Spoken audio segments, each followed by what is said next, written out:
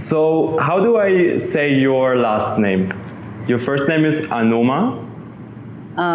Wijewardene. Who? Wijewardene. Oh, Wijewardene. Wijewardene. Yeah, Wijewardene. So Anoma Wijewardene. Yeah. And you come from art about anxiety to now themes about harmonic healing. And eventually you've become a visionary for the Sri Lankan and global contemporary art. I don't know if visionary is a very strong word, but I suppose I am concerned about our existential anxieties. Yeah.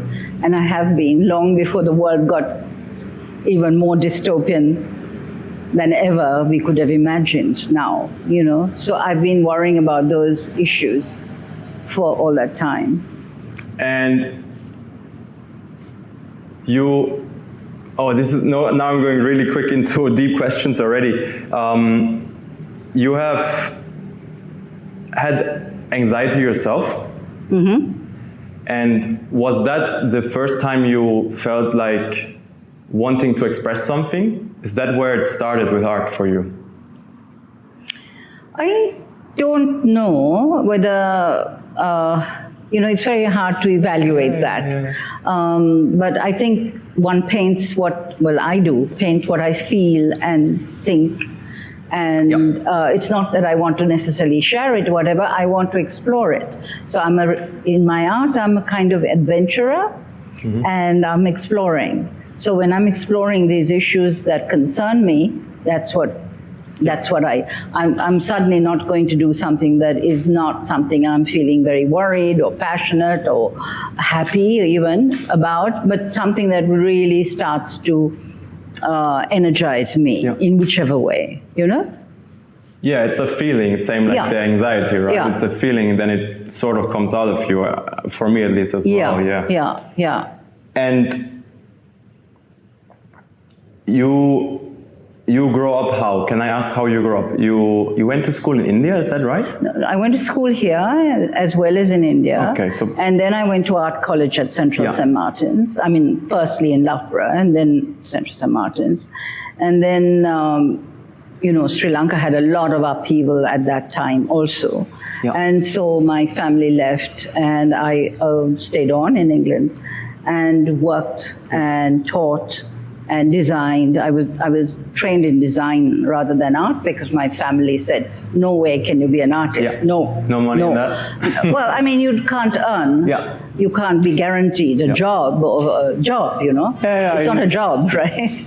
So then I sort of managed to get them to agree to design. Okay. And because there's, but then I've always wanted to paint. So I was designing, but in the first few years in England, I was designing, and then and painting. But the painting is now my primary job, if you like, profession. So I wrote this down actually for. I would also love to hear what your parents are doing and sort of their influence on your art. But what is for you where is the difference between design and art? Is design just a concept word for making design money? Is applied art, and art is pure art. Okay. Nobody needs it, except your soul. Yeah. It serves no purpose whatsoever except for the deepening of your soul. So it's a very different thing. It's like poetry. Yeah. It's like which you music. Also do, right? Yeah. Yeah. It's like music, So it's it hasn't got a defined purpose. Whereas design is either you're designing houses, you're designing clothes, you're designing makeup. So it has a different, it's an applied art, is how I, is seen. Is there for you art in designing something?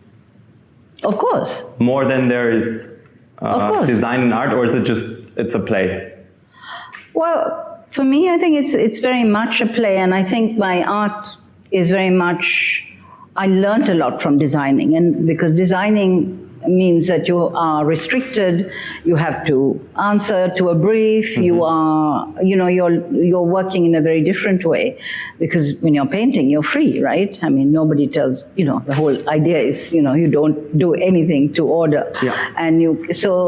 But the fact that there is that background and that discipline and restriction, actually, I have found that in fact it is actually helpful in a way to re-look at art.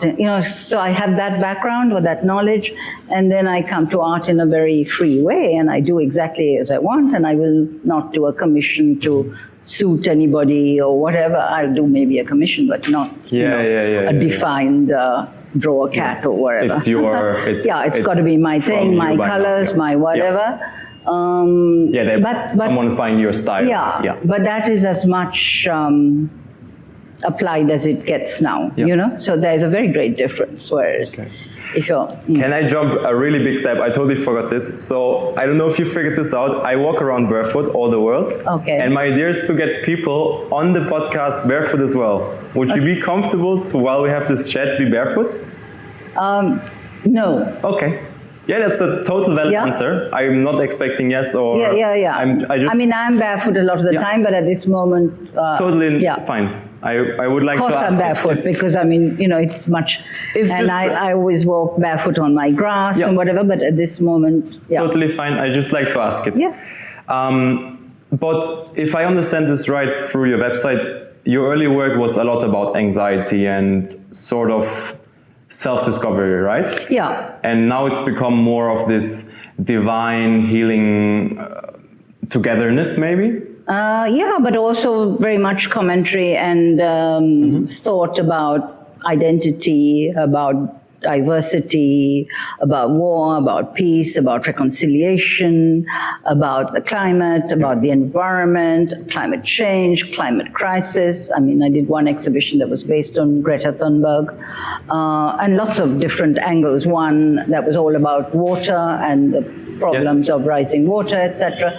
So very, very specific to that. And then definitely how we reconcile and how we heal. And the last exhibition that I did at the end of last year was called, oh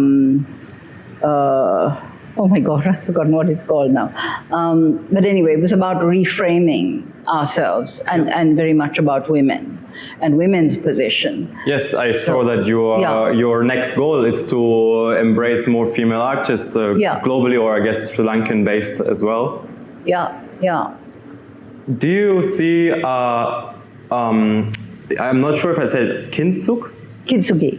Is there some sort of, when I look at this from the outside, there's a theme for me. And please, I just want to butt in and say, go and see Kintsugi, which was at Venice Biennale. Okay. You can still see it. You can still see it. At Cinnamon Life on the level 2.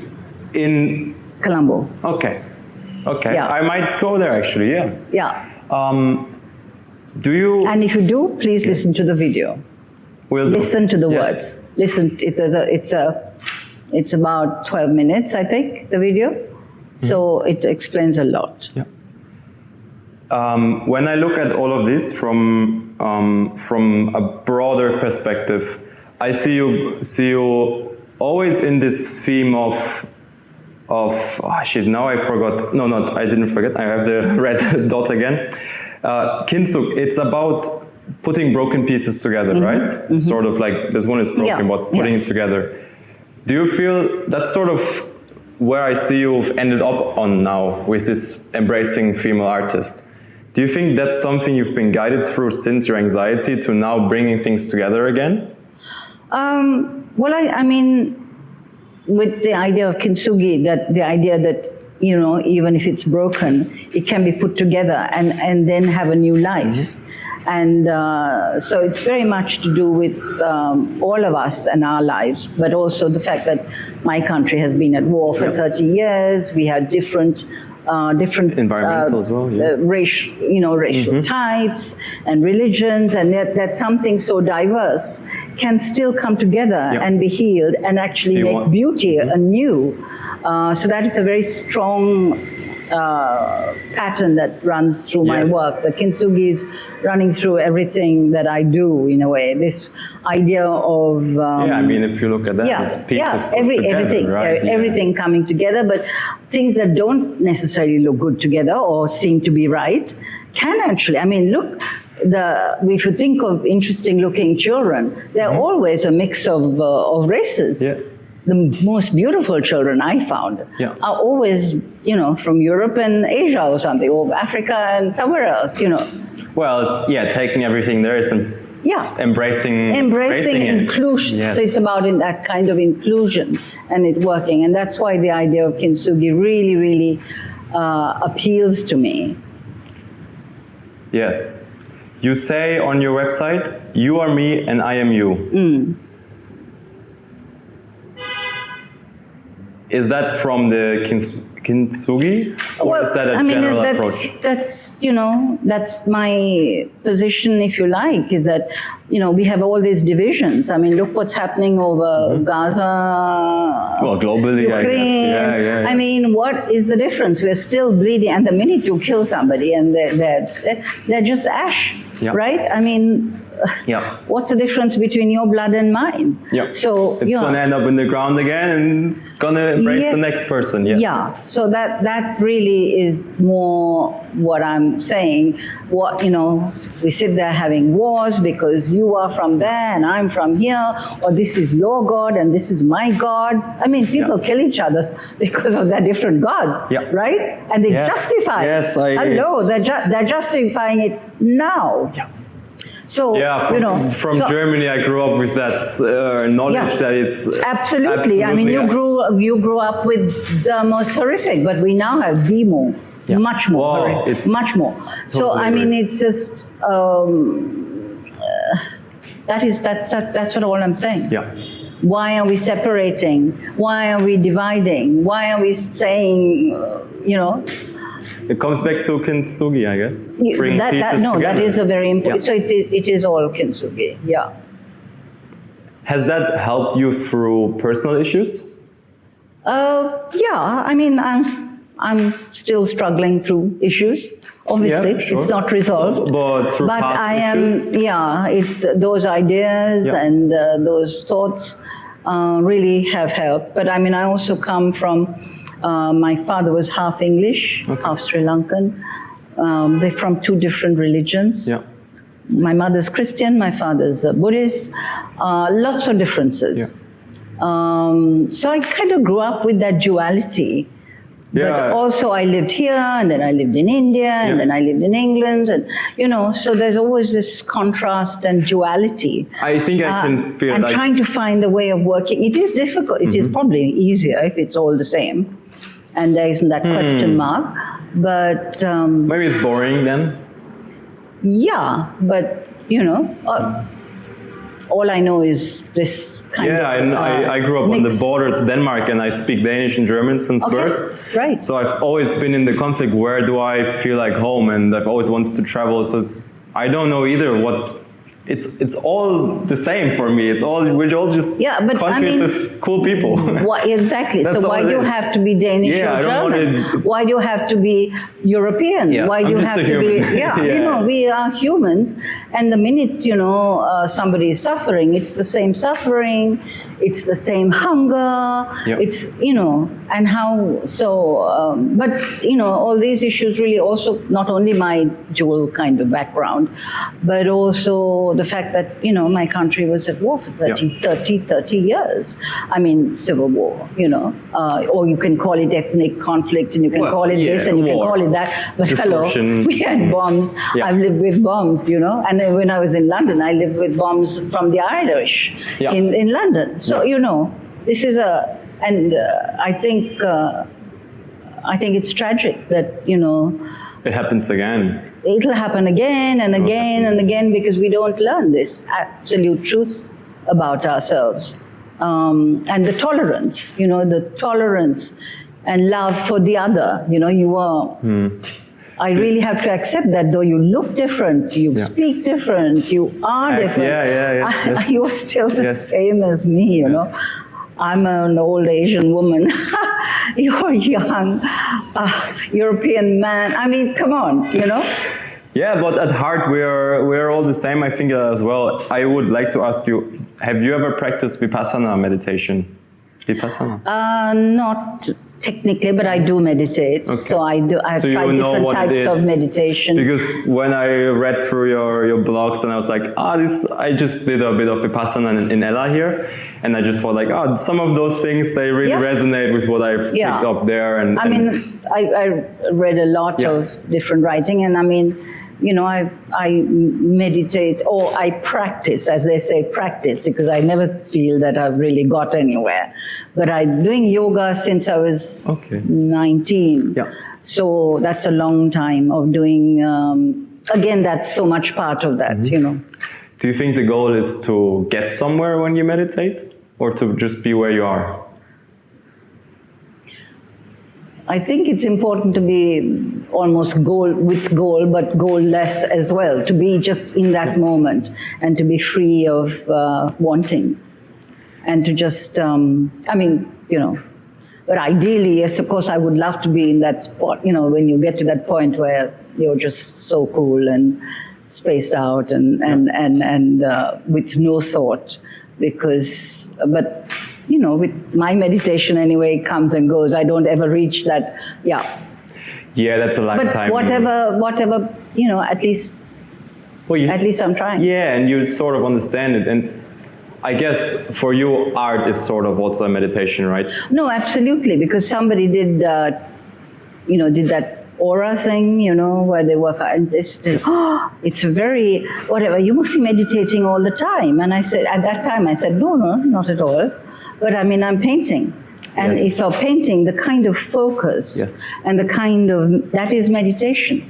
I mean, what is meditation? It's completely being in that space, in that time, in that moment, in a position of, situation of what they call flow.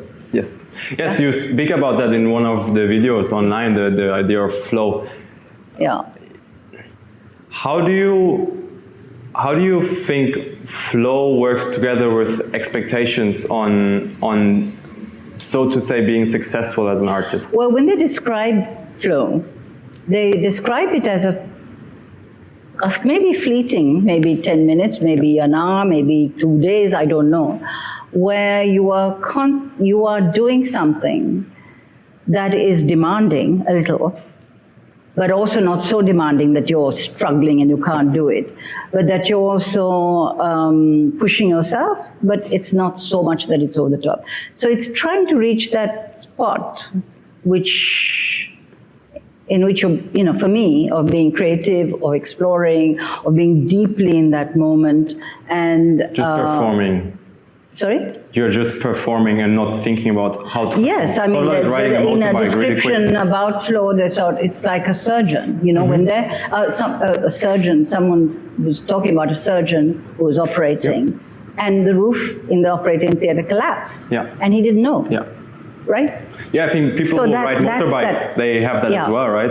If you go super quick on the motorbike, you don't think about when to move, you just do it. Yeah. You're actually following that flow there. So you're not then listening to what the wall doing, or thinking about, you know, I had to cook dinner in 2 hours. Do you know what I mean? It's that kind of concentration. Yes. And that is meditation. Yes. Yeah, I think. How do you feel very different doing a piece of art where you don't get into flow? Let's say you paint and you never reach that point. Does that have a different value, that image, or same value as one where it obviously has a different value. I mean, I'm actually working on something now where I'm just not actually getting into the flow. And it's over days, right? And I'm just wondering whether to just forget about it or just leave it and I'll come back to it.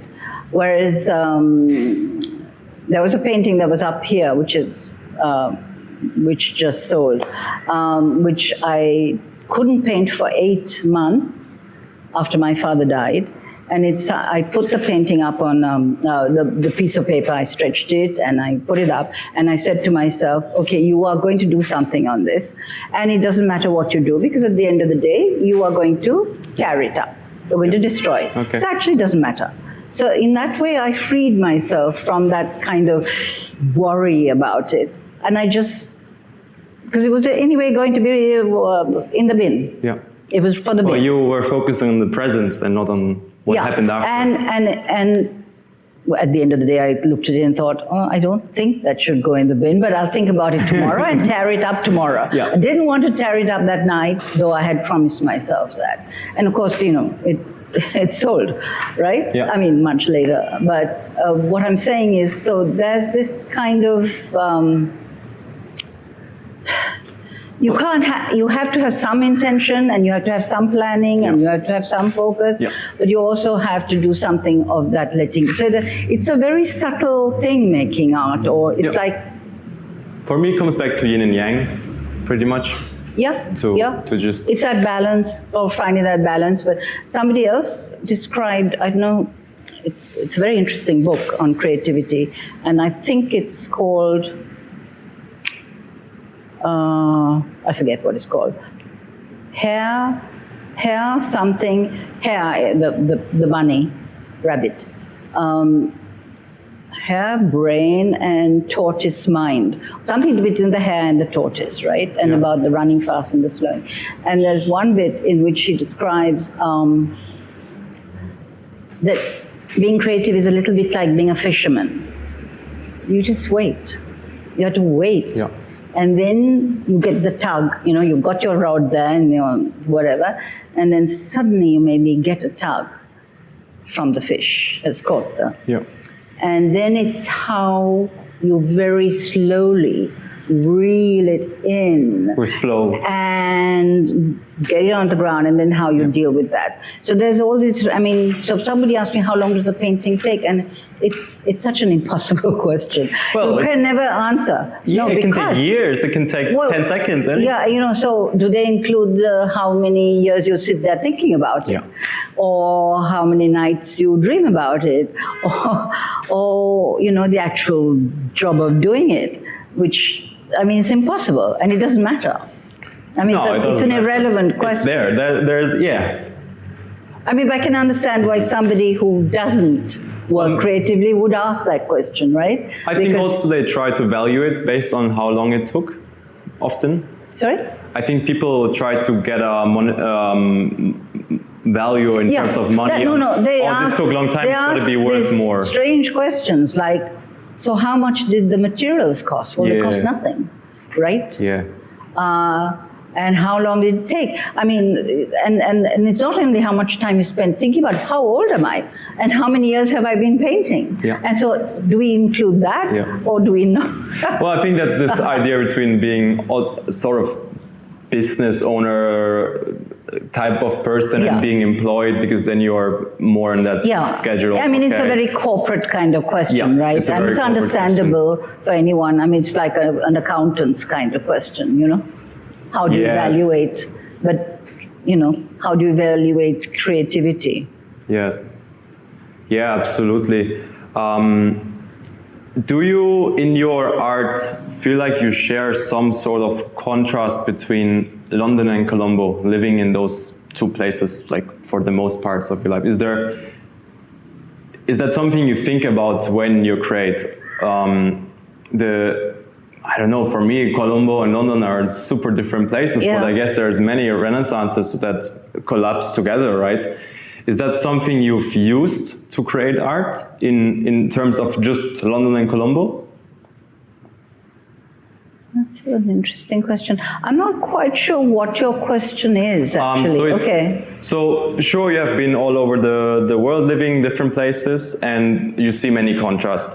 But if you just think about those two cities, is there any parts of your creative journey where those two cities play a bigger role in terms of well, it's interesting. Obviously, London is the most cultured city in the world. You can I've seen everyone from the Stones to David Bowie to Tekanawa to, I mean, the best of every kind of cultural possibility. And so you're being blasted the whole time, and you have to choose. Every night you could be at 100 different, very, very exciting, inspiring things, which are bound to, excite your curiosity and your creativity, So you really have to, it's almost incomparable. There is nothing on that level here. So it's also nothing that has played a significant role in your... No, but it's just different. There are different inspirations, right? Sri Lanka is very beautiful, and it's got amazing natural, stunning. I mean, it's one of them. I've been to a lot of countries, but it's one of the most beautiful, without question. So though it doesn't have that man-made culture, it has God-made nature, which also then compensates. So there's different kinds of ways of inspiring your creativity. But I would also say that the fact that this doesn't give you that kind of impetus and inspiration. You see the best movie out there this week, you see the best opera, you see, you have all that available. You don't have that here, and therefore you are having to make your own flowers. You have to make your own creativity. You have to make your own culture. You have to do. So that also is interesting because that also maybe is a push because I don't have it available in the same way.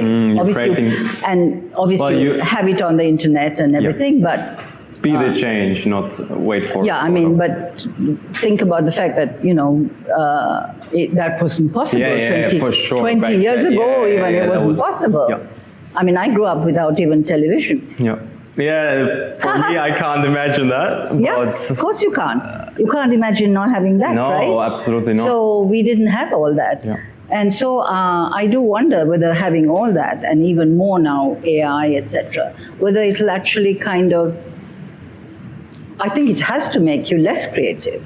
It has to actually pull you back down and because when you don't have all that, it's possible for the imagination to soar. So there's a plus and minus. That's what I'm saying, of the two cities and what it provides. I mean, Colombo doesn't even provide much nature, so. I saw something I would love to, I'll tell you later, we are running short. I have 4 more questions. One is, you talk about happiness and it being impermanent, and you talk about love. Is love happiness? Both things are fleeting, right? I mean, you can be happy you can't be happy 100% of the time. You can be a happier person than and you can be a sadder person than whatever, and your life can give you a lot more happiness than others, whatever that is, unhappiness. So, but I do think they are just, moments, right? There are moments of happiness. So it's, and whether, sorry, what was the other question? Well, the question was pretty much because you were saying in the video that happiness is impermanent, but everything should be created out of love. And I'm wondering, because I totally agree, happiness and sadness is impermanent, but is love happiness? So just pure love, is that happiness, or is that totally different? Is it just love? Is that something different? Well, love can create a lot of unhappiness. As Queen Elizabeth said, grief is the price you pay for love, when her husband died. So, love is everything. I mean, is deep sadness. My marriage broke up when that was my love gone sad. So, I mean, that, you know what I mean? Yeah, I understand. So it's hard to say love is happiness. No, I would not agree. I would say love brings happiness, love brings sadness, but in the end, love is what we have. Is what we have, and can conquer so much. I think that's one of the most permanent things that exist, actually. Is love. You'll find it everywhere. I don't know about permanence, but it is the most vital. Mm-hmm. Yeah, that's a good way to put it. Very good way to put you know? it. Yes. Because if you don't have love for your fellow man, if you don't have love for nature, if you don't, I mean, you can see Jane Goodall, you know? Yeah, I saw your Look at the love on her face as she looks at even at her interviewer, as she looks at the chimpanzee or the dog licking her. There's so much, you know. And I'm sure, as you said, she also has probably sad moments, but there's still this love that stays in between the happiness and the sadness. Yeah, and I mean, maybe we just have to strive for love and what love, you know. I just don't know how a soldier functions, for instance. Because maybe they really have to bring a lack of love into themselves to be able to shoot somebody else dead because he's the enemy. Well, you know? I think that's a very that's a very big rabbit hole to go down on now. I think soldiers. I think there's a lot of things playing into becoming that mindset, and you be brainwashed, all that. And I mean, many soldiers are on drugs, to be fair. I have 3 questions I ask everyone. The first one is, what does art mean to you?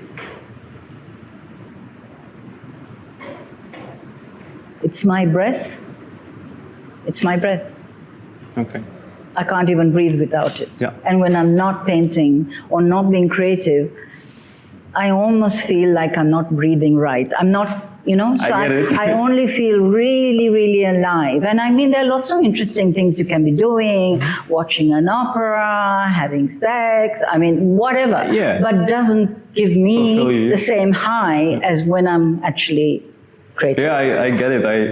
I recently started drawing with just flowers and using it as paint, and I would just have that urge to do something, and once I was finished, I was like, oh, whoa, where were I those last 20 minutes? I don't remember this time happening.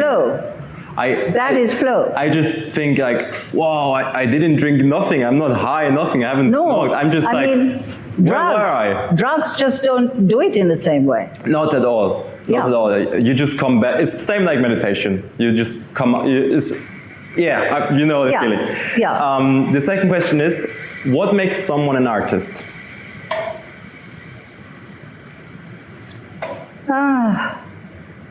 On one level, we are all artists. You know, everyone in a sense. But are you asking, is someone an artist, a professional? Are you? I'm asking you. Does to make it maybe a bit more concrete, that's a German word. Defined. Thank you. Does an artist have to present its work, or can it just exist under the sofa and the person is an artist? Does he have to share to an audience to become an artist? No. Okay. Of course not. He doesn't have to sell. He doesn't have to share it. But I think an artist is someone who has that urge to create, you know? And I suppose maybe a professional artist then has to sell, you know? But that comes after the creation and the urge. But that whole process of wanting, or even just wanting to create, maybe is an artist, you know. But so this sort of definition of, and also very often there's this sort of, an artist must come from a certain kind of background, an artist must do some, these ideas I think are very dangerous because, you know, well, it gives you boundaries and you know, frames. You can't frame an artist, you know. You can't trap an artist. You can't designate what an artist should be, or what a painting should be, you know. I mean, that's why I don't know if you know the work of Carl Andre. It was a long time ago, and there was a whole set of bricks that he presented. I mean, it's long before. It's long at the beginning of, you know, when he went from sort of just paintings to, and people are horrified that it was in the Tate Gallery in England. This pile of bricks. So that's art. Totally, I agree. Like the banana, Maurizio Catalan's banana. Yeah. You know the banana? That's the one of my lifetime that I will Yeah. remember forever. Yeah. And maybe that's all So is that art's art about. or is that Yeah. not art? I mean, you know. Subjective, very, very much. The last question. If your inner voice had a message to the world, what would it say? It has so many messages. One message. Understand really that you are me and I am you. Maybe that's the key. Yeah. The key message. In other words, love. Love. No, I think that's really what it is. And tolerance. But there's so many of those keywords, you know, love, Yeah, tolerance, inclusion. Yeah, I am you, you are me. Thank you. Thank you very much for your time. Thank you. Nice questions. Would Thank you appreciate that? Would you like to say something about your book just before we finish? It took 8 years, much longer than even my degrees. Well, it's as comprehensive as I could make it for that time. Yeah. And it really exemplifies, I think, what you and I have also been discussing about our thoughts. And what else to say, you know? Check it out, everybody watching. Thank you very much. Thank you. Let's take some pictures and Yes. get going. Thank you. Thank you. Thank you. Appreciate it so much.